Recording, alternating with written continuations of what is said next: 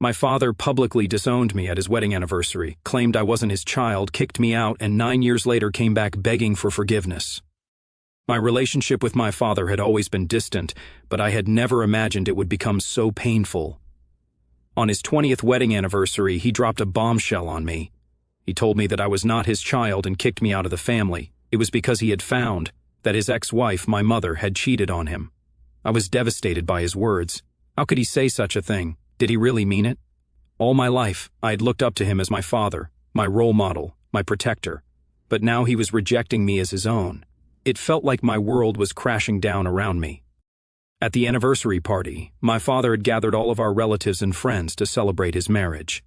As we all sat at the long dining table, surrounded by festive decorations, he suddenly stood up and made his announcement. I remember the shocked silence that fell over the room as everyone looked at him in disbelief. I felt like I was in a nightmare, as if I was watching a movie and not living it. My father's words were like a knife to my heart, and I couldn't bear to be in the same room as him. So I got up from the table and ran out of the party, tears streaming down my face.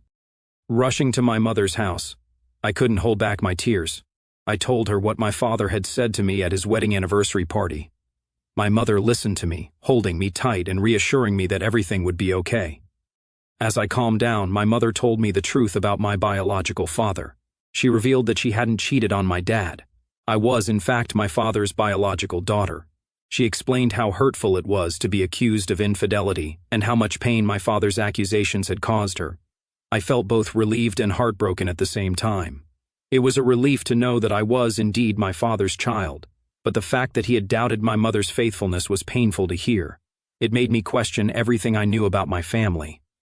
Despite the revelation, I couldn't bring myself to forgive my father for his hurtful words and actions. The pain he had caused was too much to bear, and I decided to distance myself from him and the rest of my family. As soon as I left my mother's house that day, I knew I had to start over. I felt completely alone and abandoned, but I was determined to make the most of my situation. I had to start from scratch, but I was determined to make a life for myself without my father's presence. I had to learn how to be self-sufficient and rely on myself. I worked hard every day and saved as much money as I could. I had to prioritize my expenses and cut out unnecessary things from my life. It wasn't glamorous, but it was necessary. In the beginning, it was tough to do this without my father's advice and support. But as time passed, I started to build a new life for myself. I met new people and made new friends who supported me through the tough times. I started to pursue my hobbies again, and even discovered new ones. Without my father's presence, I learned to value the relationships I had with other people in my life. My friends and coworkers became my new family, and I learned to cherish their love and support. I also started to see a therapist to work through my feelings of abandonment and rejection. It wasn't easy to talk about my pain, but it was necessary for my healing process. With the help of my therapist, I was able to work through my emotions and come to terms with my father's rejection. Despite the pain and heartache, I slowly started to realize that I didn't need my father's approval or acceptance to be happy. I was strong and independent, and I had built a life for myself that I was proud of. Years went by, and I continued to grow and flourish without my father's presence. I had accepted that he was never going to be a part of my life, and I was okay with that. I had my own family now, my friends, my therapist, and most importantly, myself. It wasn't until 9 years later that my father reached out to me again. But by that time, I had already built a new life for myself. As I sat in my apartment staring at the phone in my hand, I couldn't believe what I was hearing. My father, the man who had kicked me out of his life so many years ago, was calling me. After all this time, he wanted to talk to me again. I didn't know what to feel. Part of me was angry, hurt, and confused. How could he just expect me to forgive and forget after everything he had done? But another part of me was curious. I had always wondered what it would be like to have my father back in my life, to have a real relationship with him. So I took a deep breath and answered the phone. His voice sounded different now, older and full of regret. He apologized for everything, for kicking me out of his life, and for the hurtful things he said to me. He explained that he had been going through a tough time back then, and he took it out on me. He never meant to hurt me. As he spoke, I felt a range of emotions. Part of me wanted to scream at him and hang up the phone, but another part of me wanted to forgive him. I wanted to believe that he was genuinely sorry and that he wanted to make things right. After talking for a while, we decided to meet up. I was hesitant at first, but I knew I needed to see him in person. Update 1. 1 week later, as I sat across from him in the coffee shop, I couldn't help but feel conflicted. It had been years since I had seen my father, And now he was sitting here in front of me, looking remorseful and vulnerable. I didn't know what to say to him. He began by apologizing for what happened at his 25th wedding anniversary, but I cut him off. I told him how humiliated I felt when he announced to everyone that I wasn't his child. I couldn't believe he could say something like that, especially in front of all those people. I could see the pain in his eyes as he listened to me. He knew he had messed up, and I could tell he was genuinely sorry, but I wasn't ready to let him back into my life just yet. I needed to know that he was serious about making amends. I told him that if he wanted to be a part of my life again, it was going to take more than a simple apology. He would have to prove to me that he was committed to making things right. I couldn't just forgive and forget everything that had happened in the past. He nodded solemnly, and I could tell he understood. We talked for a while longer, catching up on each other's lives. I found out that he had divorced my stepmother and had been going through a tough time. I felt a pang of guilt for not being there for him during those years, but I knew that it was important for me to put myself first. As we said our goodbyes, he told me that he hoped we could reconnect in the future. I didn't make any promises, but I knew that I was open to the possibility. Maybe, just maybe, we could rebuild our relationship and start anew, but it was going to take time and effort on both our parts. Update 2. 4 months later, as time went on, my relationship with my father slowly improved. We began talking more frequently, and I even met with him a few more times. However, it wasn't until I heard from my mother that I knew something had truly changed in him. My mother told me that my father had reached out to her and apologized for his behavior. He admitted that he had been wrong to accuse her of cheating and abandoning me, and he expressed regret for the pain he had caused both of us. My mother said that it was the first time in years that he had acknowledged his mistakes and taken responsibility for them. She was cautiously optimistic that he had truly changed, but she also cautioned me to take things slowly and be careful. I was happy to hear that my father had taken this step, but I was still wary. I had built a life for myself without him, and I wasn't sure that I wanted to let him back in so easily. It was going to take more than an apology for me to fully trust him again. My father continued to reach out to me and show that he was committed to making things right. He respected my boundaries and never pushed me to forgive him or spend time with him. Instead, he simply let me know that he was there for me if I ever needed him. Not the asshole. The father's behavior was inexcusable. How could he kick his own child out of the family simply because he thought the child wasn't biologically his? He could have handled the situation with more maturity and empathy. Instead, he chose to react out of anger and hurt, which led to years of pain and separation. Even though he did eventually realize his mistake, it didn't take away from the fact that he hurt his own child in a deep and lasting way. I hope he realizes the gravity of his actions and works hard to make amends. The father's actions are absolutely disgraceful and completely unforgivable. To kick out your own child from the family simply because you suspect that their mother cheated on you is beyond shameful. It is an act of cruelty that no child should ever have to endure. The emotional pain and trauma the original poster must have gone through is unimaginable. Not the asshole. The father's behavior not only displays a complete lack of respect for his daughter, but it also shows a lack of empathy and compassion towards his ex-wife, whom he accused of infidelity without any concrete proof. Instead of talking to his ex-wife about his suspicions, he chose to make a spectacle out of it at his own wedding anniversary with his second wife, causing a scene and humiliating his own daughter in the process. It is clear that he was not ready to be a parent, and his actions prove that he was not mature enough to handle the responsibilities that come with raising a child. His decision to cut ties with his own flesh and blood is inexcusable, and even though he has now apologized, it is impossible to ignore the pain and trauma that he has inflicted on his daughter. In conclusion, the father's actions were selfish, cruel, and irresponsible. He may have realized the error of his ways, but he can never fully make up for the damage that he has caused. His daughter had to suffer for years because of his inability to be a responsible and loving parent, and that is something that should never be forgotten or forgiven. Next story. I, a 14-year-old female, my twin sister Kate, and our parents in their 40s live in a 4-bedroom house. My parents have the master. The second room is a guest room. Dad uses the third room as an office, and my sister and I share the other room. The 3 regular bedrooms are small. Dad works from home 2 days a week, and we have guests maybe 10 days a year. I'm very outgoing. I like having people over. Kate's an introvert who wants to watch her old television shows and talk to her friends on Discord. She likes order, and I like putting my clothes on the chair without being yelled at. We've been asking to have our own room since we were 9, and my parents are refusing to move us because we don't have enough space for everybody's needs. Quarantine was awful. Kate and I fought all the time, and our parents yelled at her when she moved her stuff to the guest room because Mom has her craft stuff in the closet, and what if Grandma had to stay with us for a while? I love my sister, but this is making me like her less. And sometimes I think she barely tolerates me because we're always in each other's space. We barely fit in here anymore. The closet is too small for our clothes. Kate's books are in stacks on the floor. I can't listen to music in peace, and my friends ask why we are sleeping in bunk beds in a 4-bedroom house. Yesterday, I was looking for my hair curler and caused the book avalanche that knocked the USS Enterprise, whatever, off the desk. Kate was screaming. I was screaming. And she asked for the 1,000th time to combine the guest room and office so she can take the other room. Dad said he absolutely needs an office. I said I absolutely need a closet, and it doesn't make sense to have all this space and put both his kids in a single room. Mom said we're not entitled to a bedroom each, and there are millions of children who share a room, and if we wanted more space, we should get rid of stuff and stop living like hoarders. Like we're sorry for being two separate people. We're 2 people's worth of belongings that you bought for us.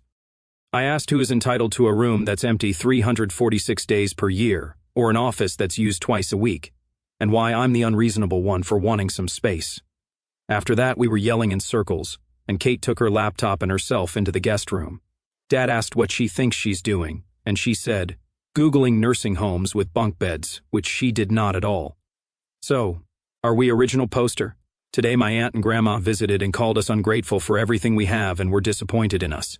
I don't believe I'm an ass because I'm just asking to use the space we already have. But at the end of the day, it's my parents' house, not mine. Kate and I wouldn't be angry if we lived in a 2-bedroom house, but 4 bedrooms, 1 room just sitting there being a waste of square feet and taxes, and we have to share. Not the asshole, but I love to tears about nursing homes with bunk beds. If my kids said that to me, I'd have a really hard time taking myself so seriously that I wouldn't fall over laughing. I do think a dedicated guest room and a dedicated office is a ridiculous waste when the family harmony would be drastically improved by separating children. My office is moving to the dining room because I can no longer use my daughter's closet as an office.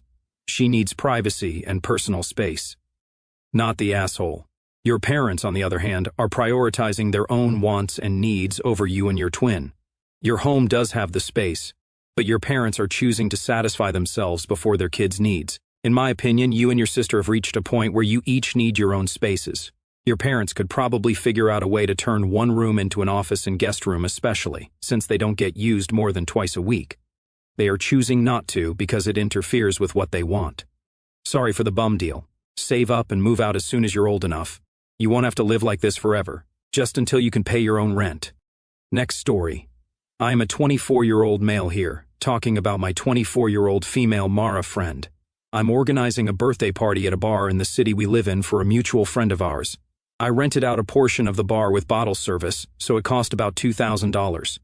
A little over 20 people were invited, so I think each person paid around $80 to $90.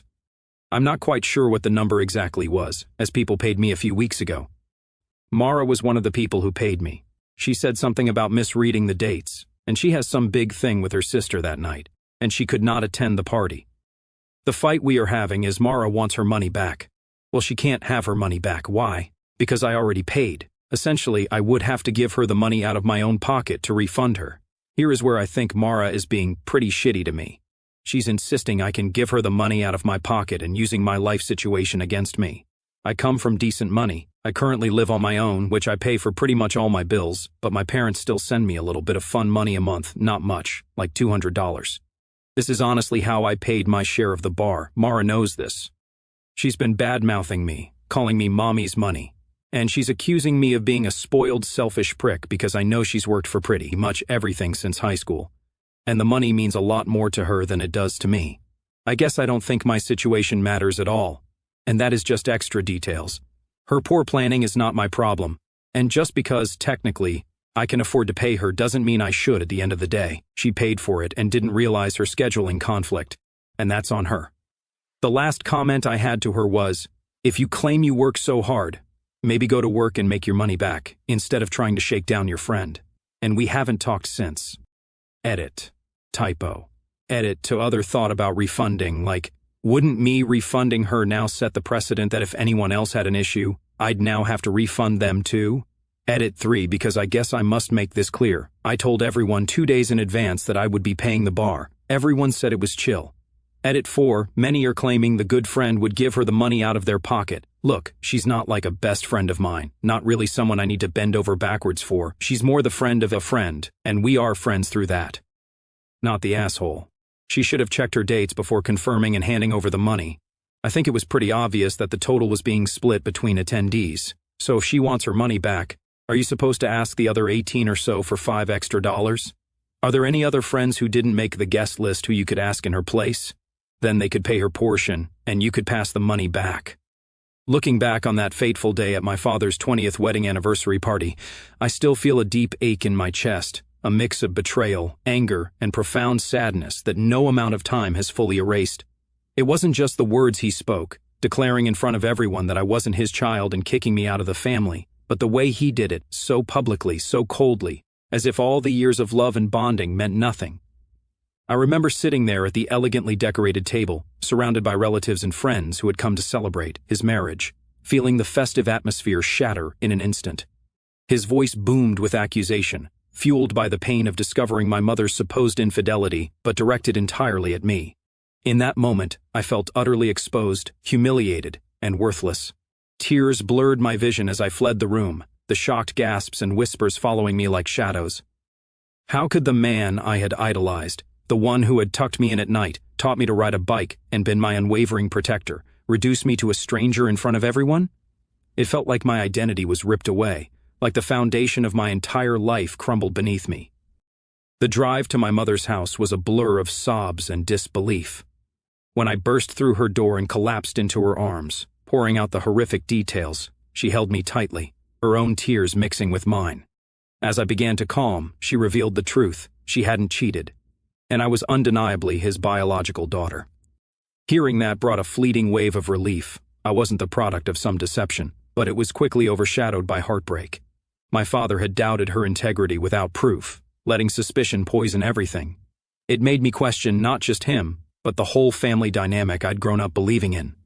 Why hadn't he talked to her privately? Why choose such a cruel public spectacle?